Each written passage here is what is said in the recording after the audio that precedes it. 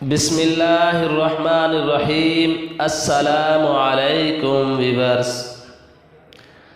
رسول اللہ صلی اللہ علیہ وسلم کے چچا ابو طالب کے صاحبزادے اور حضرت علی کرم اللہ وجہہ کے بڑے بھائی حضرت جعفر طیار رضی اللہ عنہ بالکل ابتدائے اسلام ہی میں شرف اسلام اور صحابیت سے مشرف ہونے والی خوش نصیب و بلند و مرتبت صحابہ کرام رضوان اللہ علیہم اجمعین میں ہیں۔ وہ عمر میں حضرت علی رضی اللہ عنہ سے 10 سال بڑے ہیں۔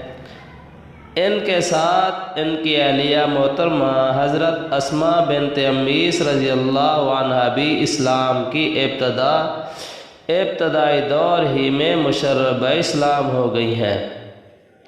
حضرت علی رضی اللہ عنہ کے سب بہن بھائی اور ان کی والدہ حضرت فاطمہ بنت اسد رضی اللہ عنہ بھی جلد ہی ایمان لانے والے حضرات صحابہ کرام میں شامل ہیں۔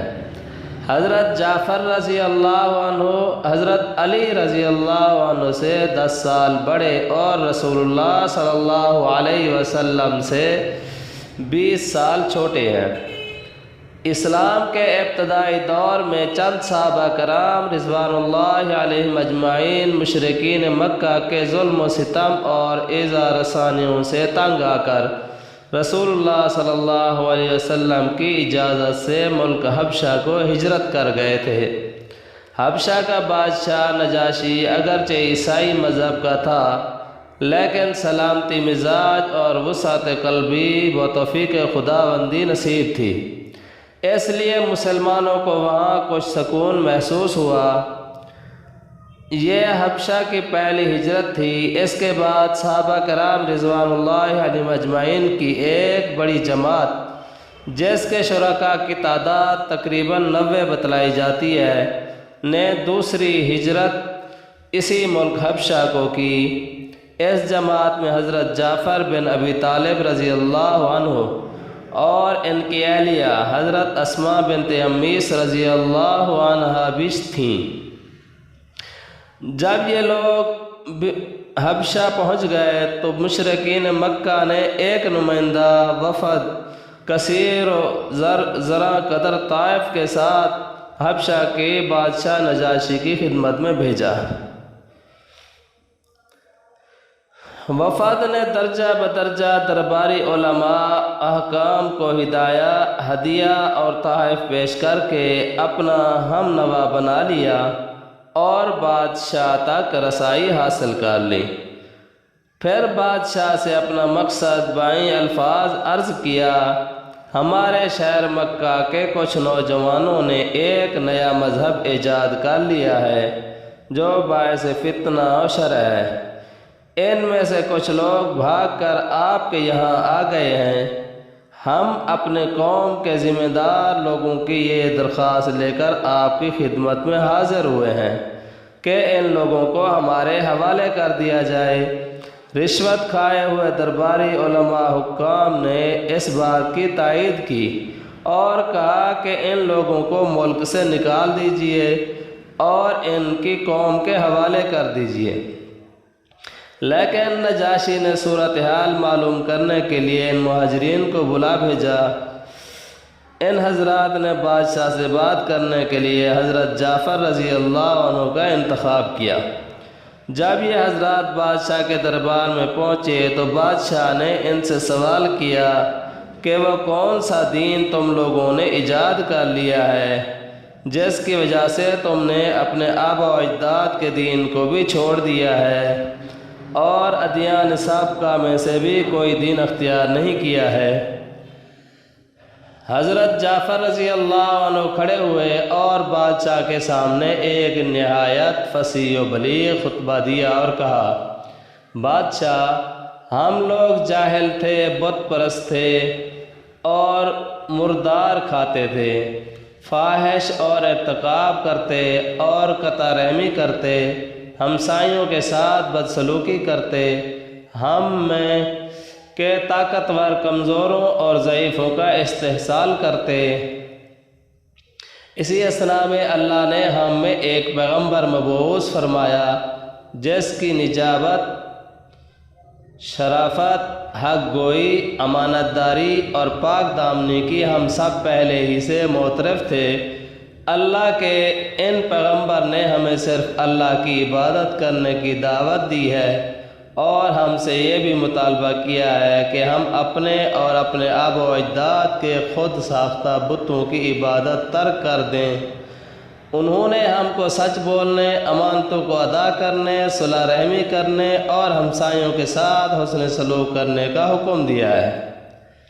ان کی تعلیمات میں یہ بھی ہے کہ ہم ہر طرح کی برائیوں، فحاشوں سے پرہیز کریں، ایک دوسرے کا خون نہ بہائیں، جھوٹ بولنے، یتیم کا مال کھانے، پاک دامن عورتوں پر تہمت لگانے سے اجتناب کریں۔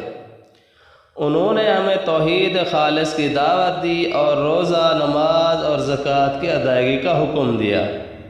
بادشاہ سلامت، ہم نے ان پیغمبر کی اور ان کے دین کی تصدیق کی اور ان پر ایمان لے آئے۔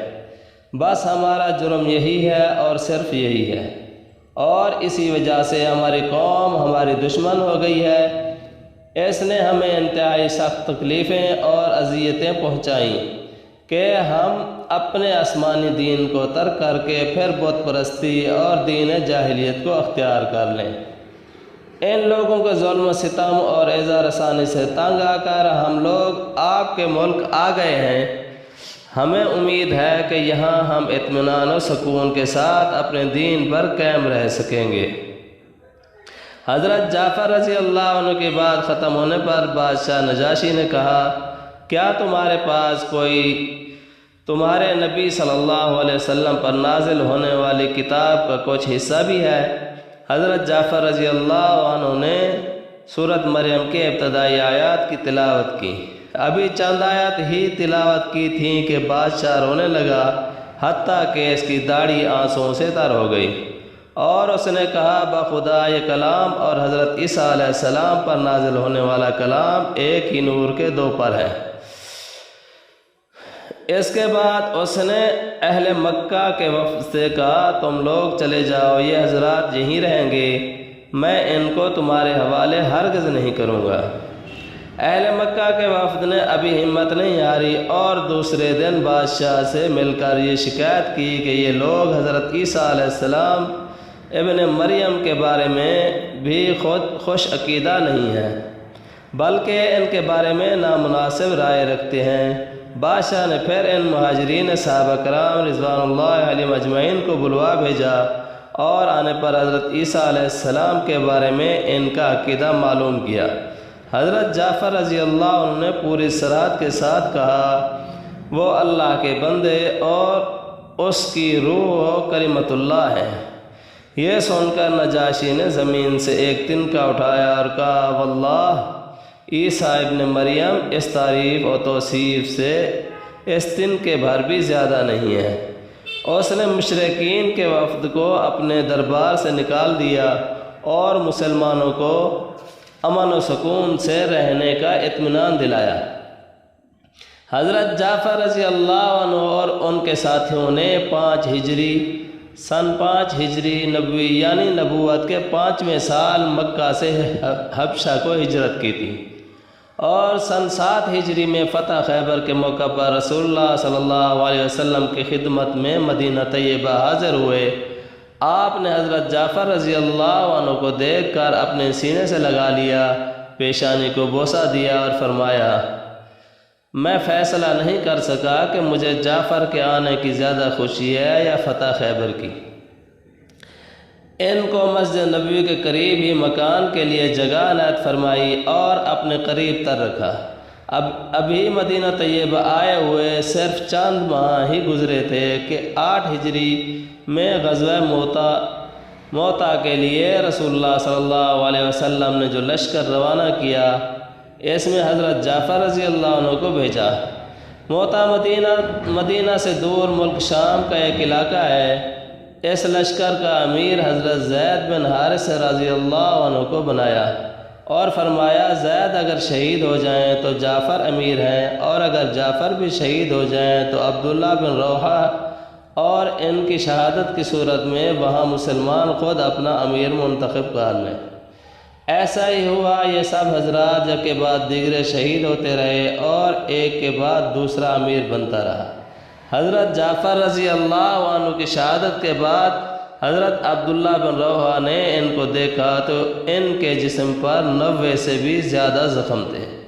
رسول اللہ صلی اللہ علیہ وسلم کو بذریعہ وحی ان حضرات کی شہادت کی اطلاع مل گئی تھی، اور رسول اللہ صلی اللہ علیہ وسلم نے صحابہ کرام رضوان اللہ علیہ اجمعین کو بھی اس کی خبر دے دی تھی۔ آپ کو ان لوگوں کی شہادت کا بہت ہی غم ہوا تھا۔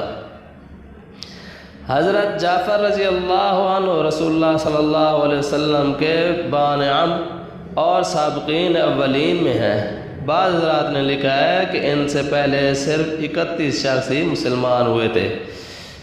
انہوں نے 5 نبوی میں ماں اپنی زوجہ محترمہ حضرت اسماء بنت امیس رضی اللہ عنہ کے ہجرت کی اور تقریباً 14 سال دین کی خاطر اپنے وطن اور اپنوں سے دور دیار غیر میں گزارے۔ پھر وہاں سے مدینہ طیبہ پہنچے اور چند ماہ کے بعد ہی غزوہ موتا میں شہید ہو گئے۔ ان کی شہادت سے پہلے جنگ میں ان کے دونوں ہاتھ کٹ گئے تھے۔ رسول اللہ صلی اللہ علیہ وسلم نے فرمایا، اللہ تعالیٰ نے جعفر رضی اللہ عنہ کے دونوں ہاتھوں کے بدلے ان کو 2 بازو عنایت فرمائے ہیں، جن سے وہ جنت میں جہاں چاہیں اڑتے پھرتے ہیں۔ سبحان اللہ۔